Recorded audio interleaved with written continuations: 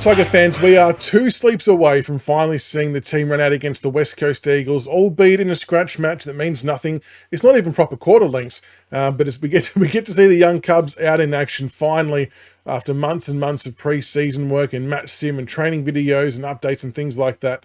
But the one thing that's come out in recent times, and maybe this is still a little bit of speculation, but it's sounding more and more like this is going to be the case as the days go on. But it sounds like from all reports that we're only going to be sending 1 player over the age of 24 to West Coast or to Perth. Now, we did say a couple of weeks ago from a match sim report that we did know or were told that it was going to be a fairly young team that was travelling. We already knew that Prestia wasn't going to be going and that Tom Lynch wasn't going to be going. Even prior to the concussion, I don't think he was a chance to go. But we probably, even on our show last week, we all still factored in players like Broad and Vlosten, Short, players like that who are probably going to go and add some experience. But it sounds like it might only be one. There could be one Lone Ranger, and I think that Lone Ranger could be Camden McIntosh, given he's a WA boy, going back home to see some family and friends as well, I dare say. But it sounds like from what we're hearing that he could be the only player over the age of 24 heading to Perth to take on the West Coast Eagles in match sim, which is really interesting and super exciting, super exciting, because that means we're going to get a full display of these young Cubs ranging from first year players to second, third, fourth year players. And like we saw at the very, very start of preseason, Uze mentioned to the guys who are in the room before the draftees even arrived that it's now their club. It's now their turn to take it to a new level. And they're kind of the ones who've got to drive the success and bring back the standards and see the rise of Richmond Football Club again. So, look, I know it's only a practice game, so we're not exactly putting the heat on them early, but it's good to see them given every chance possible and some good responsibility to go out there and really showcase what they've got to put their best foot forward for a round 1 selection.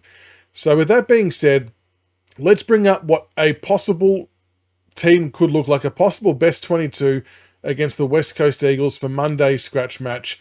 We had to revise what we did from the weekly show last week because we had some experienced guys in there, but I've had a crack at it, so let's bring it up now. All right, so here's my attempt at our best 22 for the game against West Coast on Monday, keeping in mind that it sounds like we are taking only 1 player over the age of 24, which we believe to be Camden McIntosh. That still might change, I guess. There's still a little bit of time between now and then. But the side I've gone with to take on West Coast Eagles, I've gone Trezise, Kazitsky, and Brown for the back 3. Now, Kozzy's been doing quite a bit of work, and he is on the age of 24. So for those wondering if he tipped over or is under, he's actually 24 now. So he does fit the bill. But he's been doing all of his preseason as a defender and seemingly doing a reasonably good job.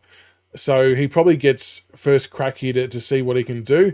Trezise, is no surprise that he's someone that we all want to see in the starting lineup. He's had a couple of really good match sims in a row now.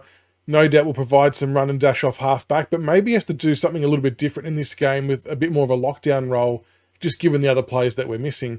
Tom Brown, that's probably a bit deeper than I would like him. And maybe there's going to be some swapping and changing about actual positions, but I do think he'll start in the back half.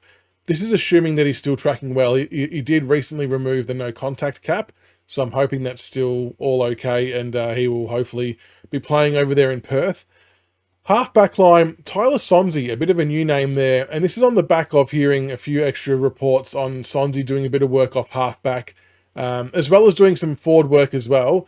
But maybe, look, given it's match sim, maybe it's a chance to see him on the half-back line. We'll probably see him in the forward line as well, and we'll probably see him in the midfield at various stages of this game against West Coast.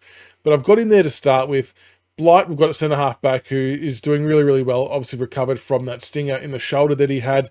And I think he is in genuine contention for round 1 as well. So for me, this is really a game for him to solidify his chances of playing in round 1. Caleb Smith I've got on the other half-back flank as well. So Smith I think is really vying for a round 1 spot for the half-back role. He's looking really, really calm and composed in the training videos. He's got good speed.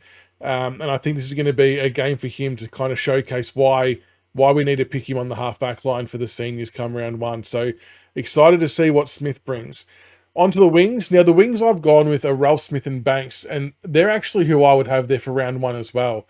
as you would remember from the rolling team that we've been doing. So Ralph Smith and Banks, I don't think that's going to change too much. I think that's going to be locked in. Half forward line, Sammy Lawler, I think will start on the half forward line. He might start in the midfield maybe, but I think more realistically, start him at half forward, let him roll through the midfield and just cause some damage. Harry Armstrong popping in at centre half forward. Now, he is one who appears to be a bit of a late bolter to get a round one call-up or a very early debut at the very least.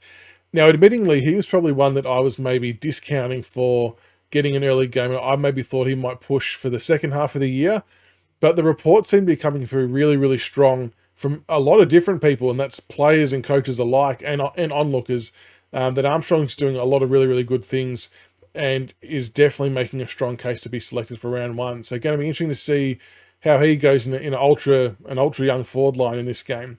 Mansell on the other half forward line, I think that's been pretty much a mainstay for quite some time. Full forward line, Jacob Bauer, Fawcett, and Alga, who keeps impressing people. Again, in training videos we've seen recently from the match sim the other day, he just looks so composed, just a well-rounded footballer for his age.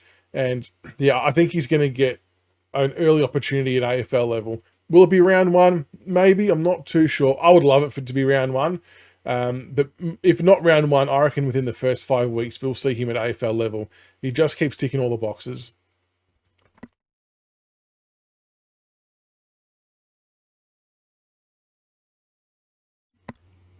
And Jacob Bauer, CB's man, he wants everyone to buy stocks in Bauer.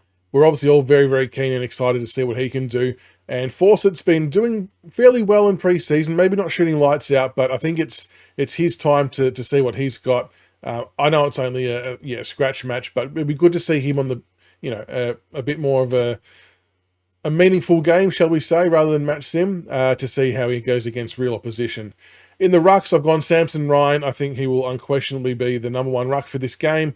Thompson Dow have gone in the midfield, along with Seth Campbell. Now, Seth Campbell has probably been linked to the half-forward role for quite some time, but in recent weeks, he's actually been doing a lot of midfield work as well. And I just have this feeling that he's going to play a mix between midfield and half-forward.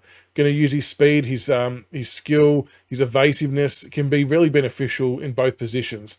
And given, obviously, the lack of older midfielders, I just feel like it could be a good chance to start him in there and see what happens. But there's going to be a ton of players rotating through there, make no mistake about it. And Dow as well, it sounds like he's been having a relatively good preseason too. Has put on a bit of extra size. And we know he can do a role like we saw last year. And they'll be teaming up with Jack Ross, who has been one of our better performers in this preseason. And it's no surprise that we will see him, I think, starting in the midfield for this particular game, and possibly that rolls into the early weeks of the season as well. He's doing everything he can possible. So Ross to start in the guts as well. Now for the interchange, look, realistically, the interchange is going to be about 10 or 12 people long, I'm assuming. I don't think there's any actual limits, but I've got McIntosh because we believe he's the oldest player going over there. What will be interesting is what position he plays when he comes onto the ground. Obviously, the wing has been his spot for quite some time. But as we sort of made a video about in recent times, it has been noticed he's been doing a defensive midfield role during some match sim and some training drills. So maybe he comes on as a midfielder at some point as well, and we see what that looks like with a very, very small sample size, but it could be interesting. Campbell Gray, I think, will show up there as well. Hayes Brown will do some backup ruck work. Green will be there. McAuliffe, I've got a question mark next to. I'm just not sure if he is fully recovered. I don't know whether he retweaked an injury at a training session recently. The only footage I've kind of seen of him is just doing run-throughs and laps. So if he's fully fit, naturally he plays, but I'm just not too sure. Sims is the other one who's been looking really impressive at training, who I think will most definitely be on this team as well in some way, shape or form. But like I said, the interchange for both sides is probably going to be 10 to 12 deep potentially. And everyone's probably going to get a go because I think it's, 3 25-minute periods or something like that.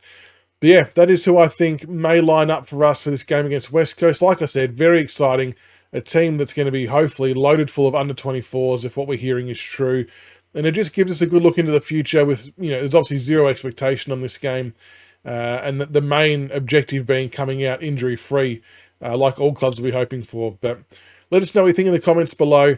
Is there anyone that I've missed? Is there anyone that you would have in there? I want to do say quickly, Morris Rioli Jr. is not in this side because he's playing in the All-Stars game tonight. So I just don't think he's going to back it up 2 days later and play for us. I just don't think that's logical, and I'm pretty much zero chance that's going to happen. So that's why he's not there. But yeah, let us know in the comments below. Is there anyone that's been missed? What are you looking forward to seeing the most on Monday afternoon? And yeah, we look forward to checking in on Monday night for our live show to chat about the game. Until the next one, go Tigers.